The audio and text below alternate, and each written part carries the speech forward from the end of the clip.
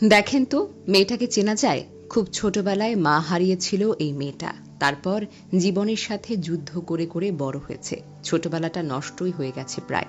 বলতে গেলে খুব সাহস নিয়ে শহরের একটি কলেজে পড়তে গিয়েছিলেন। কলেজের একটি ছেলে তার ছবি চুপ করে তুলেছিল, কিন্তু সেই ছেলেটাকে তিনি খুব অপছন্দ করতেন।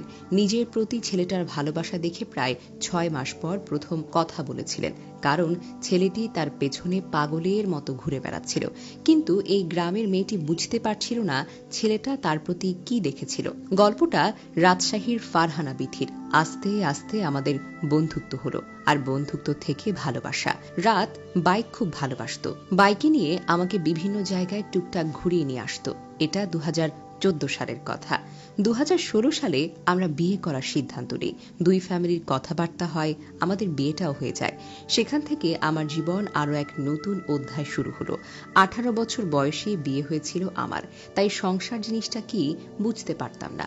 আমাকে মানুষটা অনেক হেল্প করেছে, কিভাবে সংসারে মানুষদের সাথে কথা বলতে হয়, কেমন আচরণ করতে হয়, কোন দায়িত্বটা পালন করতে হয়, সব কিছু। আমার শাশুড়ি মা আমাকে অনেক ভালোবাসতো, অনেক বেশি ভালোবাসতো, আমাকে শাসন করত। কিন্তু কিছু মানুষ ছিল যারা উঠতে বসতে আমাকে খারাপ কথা বলতো। খারাপ কথা বলাটা রিজনটাকে কি জানেন? খারাপ কথা বলার রিজন হলো আমার বাবা অত্যন্ত গরিব।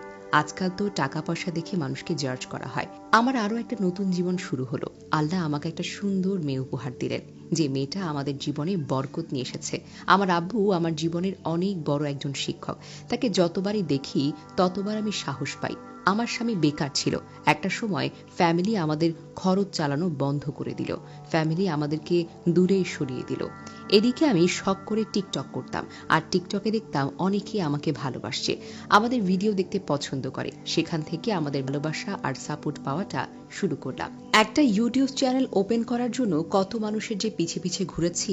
তারাও ইউটিউবার ছিল, কিন্তু তারা আমাকে খুলে দেয়নি। আমি জানি না কেন।